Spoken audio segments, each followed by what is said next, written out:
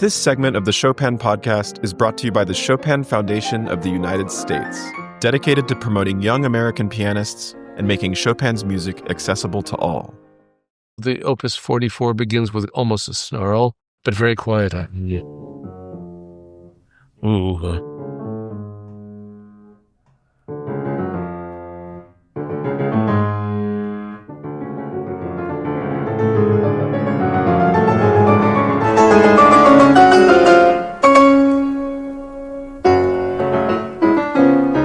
So in 1970, when I won, it was the piece I opened with. Mm-hmm. And I got a very nice review in the paper because one critic wrote, "Finally, a pianist with a full dynamic range."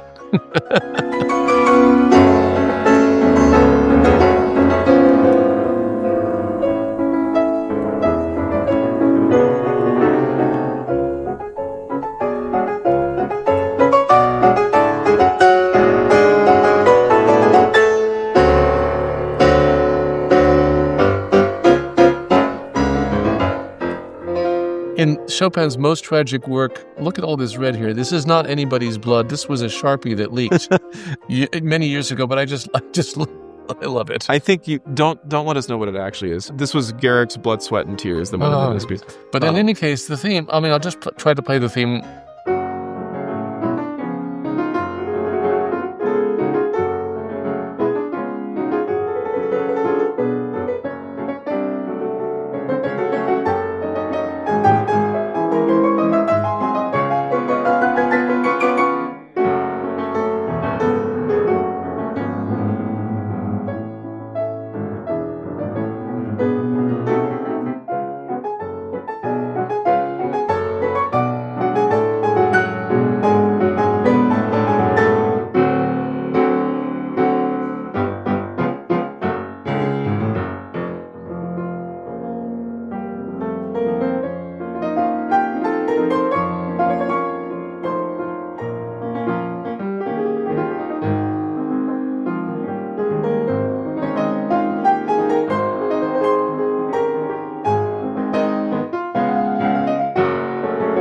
Back. This is a fine piece. That sounds fantasy to me. It's like there's real world, and then that key change is what's in the mind of that's real, and then this is imagine. Yeah.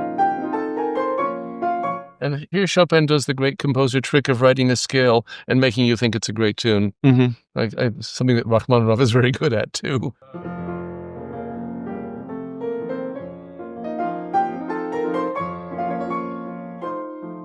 Yeah, it's pretty nice.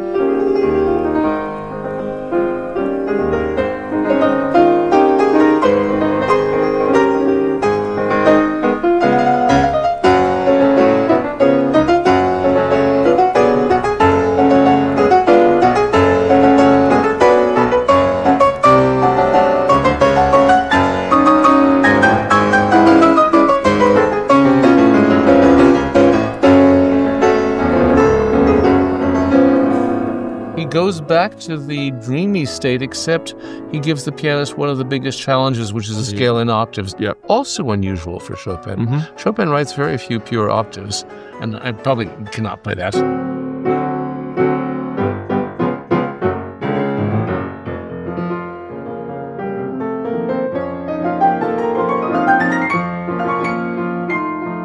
Almost. I won't try it again. That was fairly close. I think you nailed it. Oh, just about, yeah. The third time, he compounds it with scales, which are rare in Chopin. In other words, just to make it more powerful. It's just getting more and more excited, and finally that he just finishes and makes an abrupt transition, one of his roughest transitions.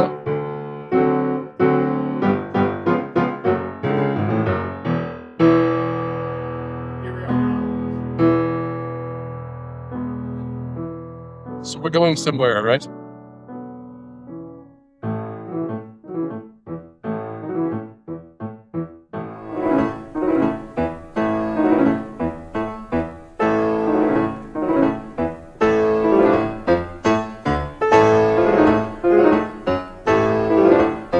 this is military music, and you can hear the trumpet, the bump.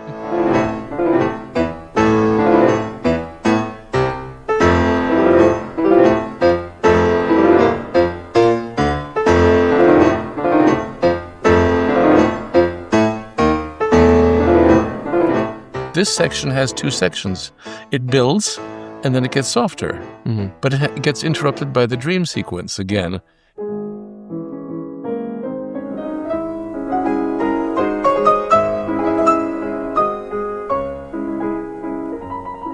Here I am thinking narratively again, but I almost feel like that weird, almost sweet cadence before the military part starts, it almost sounds like, let me tell you a story. Yeah. Exactly. Boom. And then back in our military days. Once upon a time. Now, what's the only material in the storytelling that we've heard before? It's that dream octave sequence. Right. Maybe this time, it is the time it actually happened. And the times earlier was that dream or that memory thereof. I love it.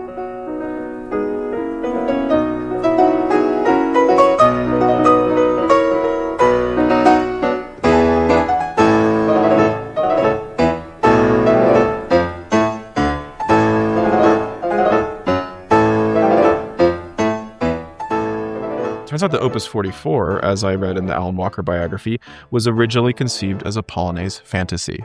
He was thinking of it in those terms already, but then only named it Polonaise. But the point is, it is a kind of Polonaise fantasy. Absolutely. If we think of that as a genre and not just the one Opus 61, it does break beyond those formal boundaries in a way that's fantasy-like and goes into very different landscapes of material. It starts very formally, except for the introduction.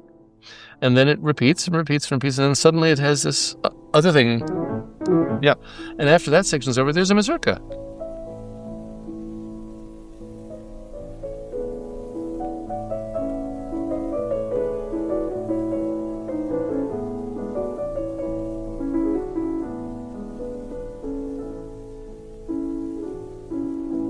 Speaking of dream sequence, but just the way it begins. Tempo di mazurka, doppio movimento, which is interesting.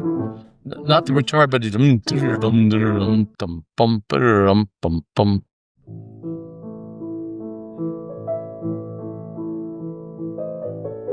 roughly. It doesn't have to be exactly. It's not a recipe.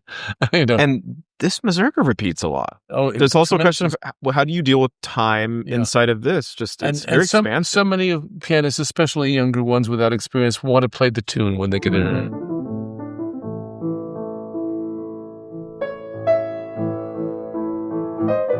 It repeats 4 times, and Chopin says to get bigger, basically. How do you pace yourself for this kind of... I think it exists in the imagination the first time. I think this is on the...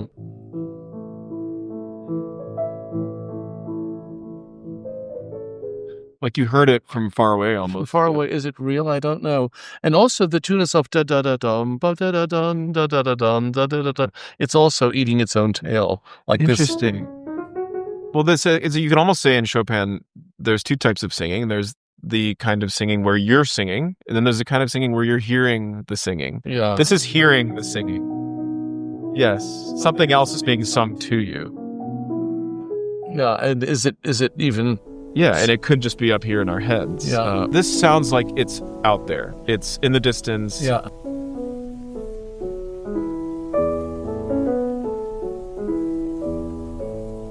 I think it comes closer because the second time there's a potential crescendo, it goes up a 5th.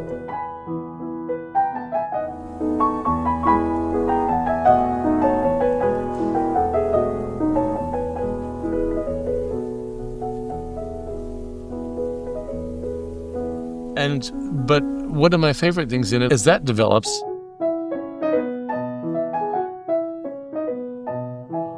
It gets more expressive. Then he really sings.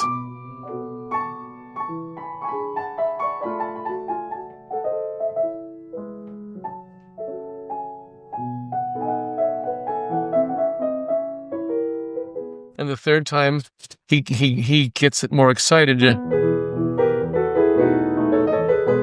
More voices, and then maybe.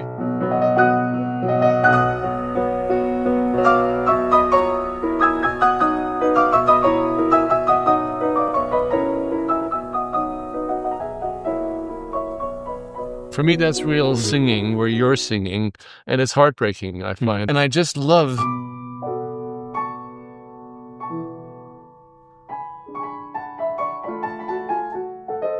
Yeah, I love this whole piece, it's true. By the end of the mazurka, you don't want it to stop. No, exactly. At first you think it's going on a long time, and then by the end of it, you're in that world. He lets it last just long enough where you almost forget what piece you're in. That's then right. He doesn't let you forget it when he comes out of it. I just want to say, I heard one of your students at the Miami competition, Oliver Moore, play this piece. He'd been studying it with you, I'm sure. The way he comes out of the mazurka was deafening in a good way. I mean, it was just wall-to-wall sound. I don't even know if this is a scale or an arpeggio or neither or both, but talk about how he wakes us up from this dream. I mean, I'll try to do it. It's not very difficult. Okay, let's do it. But he actually falls asleep almost. Yes. Mazurka's done quite happy.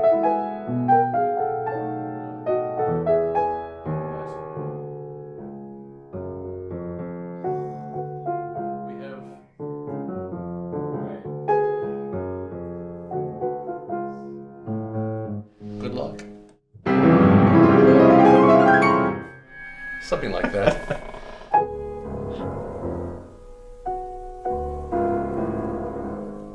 It's interesting that it almost doesn't disturb the... No, what happens is noise. Hurry up! Did I hear something? Was that very... What was this? Tremendous noise happens. And then the introduction comes back at...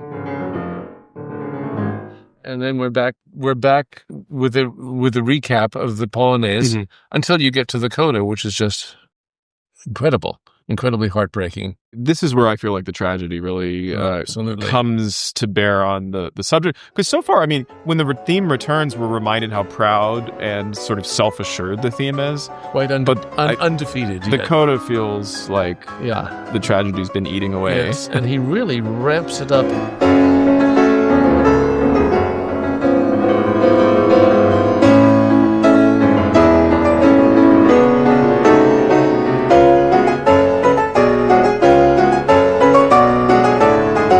What happens is he takes this figuration of one, two,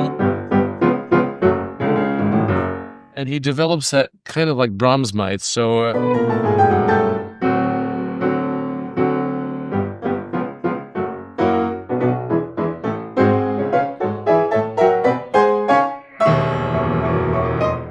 and the thing is, he never says anything. So very often you hear people try.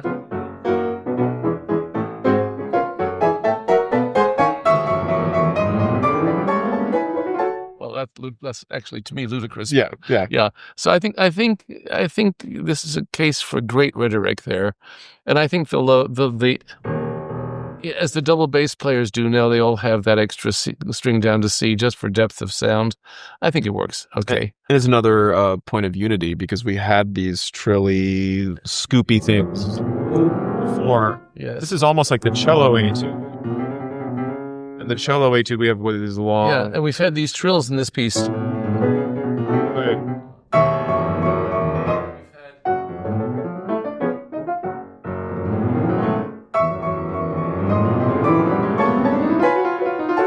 The next chords are so tragic for me. This is when it really gets. It's like.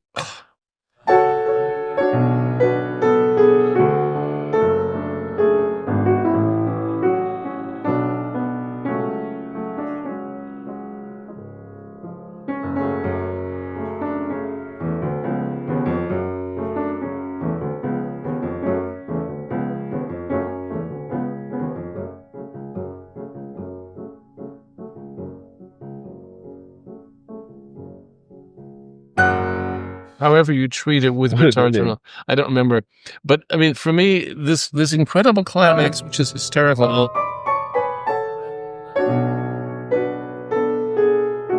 I mean, that's just almost unbearable. It's truly a shocking piece.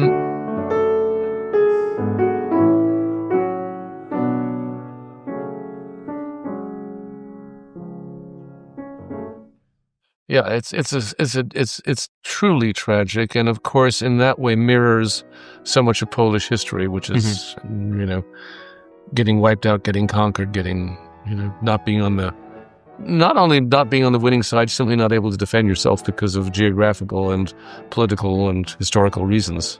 Yeah, it's like the cards are stacked against them. Terribly. And this piece embodies that.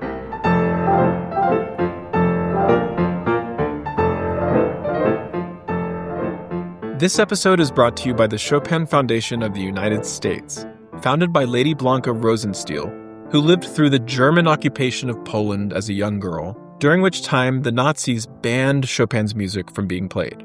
Lady Blanka would later move to America, where in 1977 she established the Chopin Foundation of the United States, which has championed the music of Chopin and helped to launch the careers of countless young American pianists for nearly a half-century. That includes, most recently, 2025 National Chopin Competition gold medalist William Yang and silver medalist Anthony Ratanov, who are among the Americans competing in the International Chopin Competition this fall in Warsaw. By the way, the Nazis hardly silenced Chopin in Poland during World War II. Indeed, Polish radio would broadcast his so-called military Polonaise every day as a symbol of protest against the occupation and defense of national identity. Poland and Chopin both survived, and his music is celebrated not only in his homeland, but around the world well into the 21st century. To support the Chopin Foundation of the United States, visit chopin.org/donate.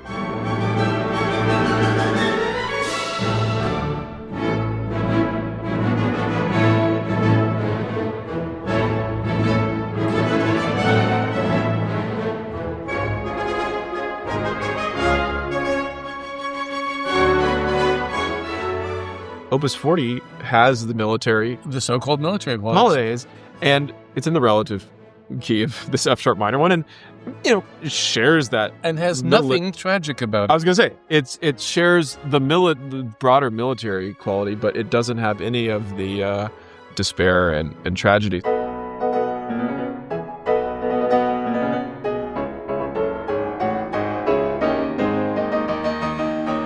I would say when I was a young pianist, this was the second most popular Polonaise after the heroics. And, but this is a very popular piece, and it's a wonderful piece. I always think of it as kind of Handelian, sort of, drums and trumpets and, that kind of marvelous, proud noise Handel would make. Play some of it for us. I want to hear it. Yeah.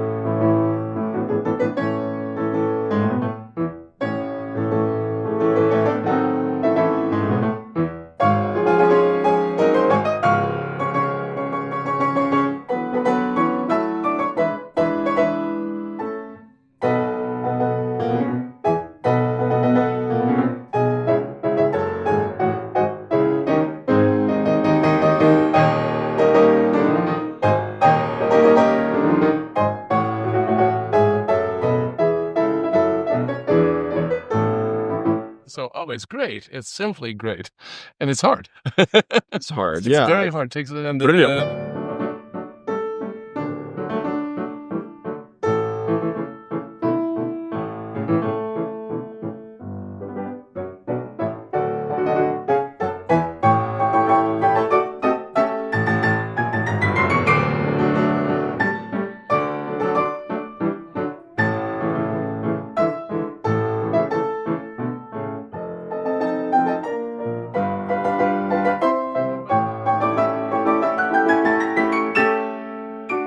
we have something very strange.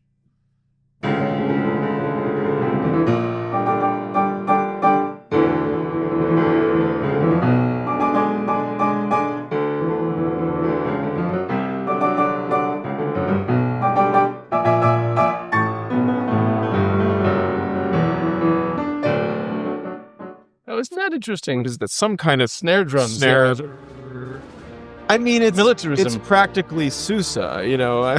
Yeah, exactly. There's a band playing right now, and there's fireworks and things happening. Right? This is definitely not intimate. It's definitely no.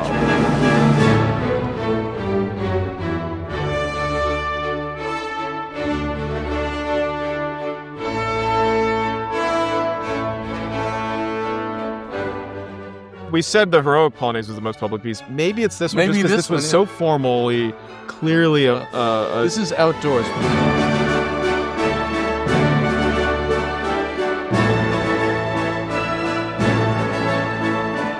If this were an American piece, it would be played on the 4th of July, you know. I love Almost Sousa. Yeah, it is. Yeah. It's such a fun piece. It has a partner. The Opus. It has an amazing 40 number partner, 2, which is one of the least known Polonaises or pieces of Chopin, and it is as down and tragic and gloomy, and I mean powerful too. But it couldn't be more different. And it has a melody in the bass, which, as we know, he does in the cello etude and stuff. But it's in octaves, and it's interesting that this is one time. There's a 2-bar introduction, which just vamp till ready, you know. That's not very much like Chopin. No. And then...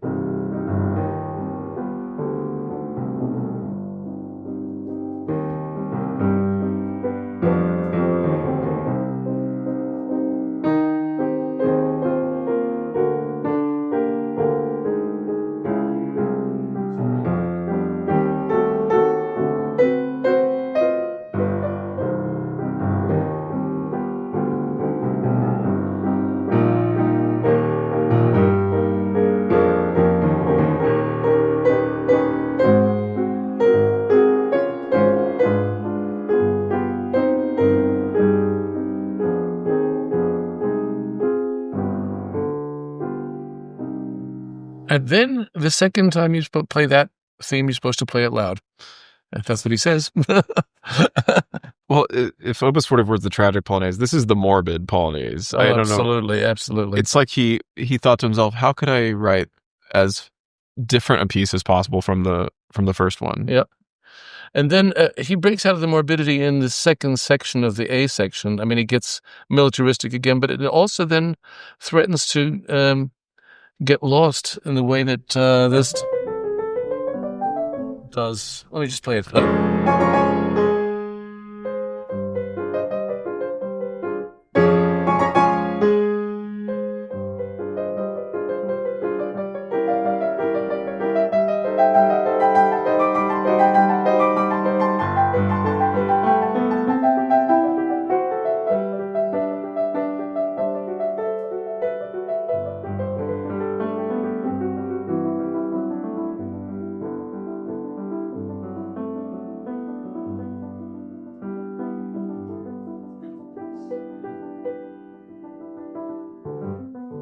And then he swings back.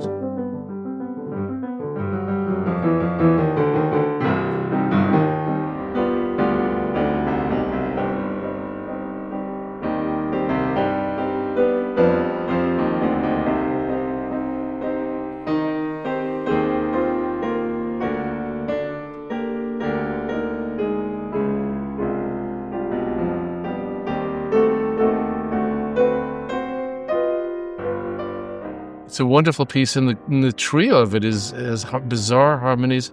This is what I would call, this piece is never an audience piece. You play this piece for an audience, they don't know what hit them. It's like, oh, that was nice. So then how do you program it? I mean, who's it for? I don't, well, no. It's not for an audience. It's a good audience piece if you put it in the context of other Chopin pieces, and then it, you know, it's beautiful. The second, I mean, this trio.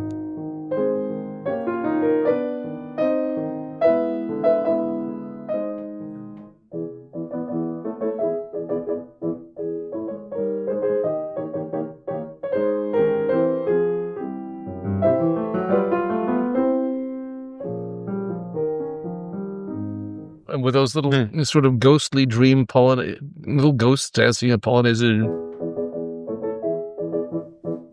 I mean, it's once again, it's some kind of narrative or dream sequence or storytelling. It makes me realize, like, you know, we were all debating, is that new waltz that was found really belonged to Chopin? There's things in it that we can't find in other Chopin pieces. There's moments in this that you can't find in any Chopin piece. Almost every piece has something not Chopin-esque, and yet, I don't know, I feel like there's a magic in there that we can always trace back to him, even though there's unique elements in every piece. And this has music that doesn't sound like anything. he wrote. I know it really goes out on a limb. Yeah, very much so.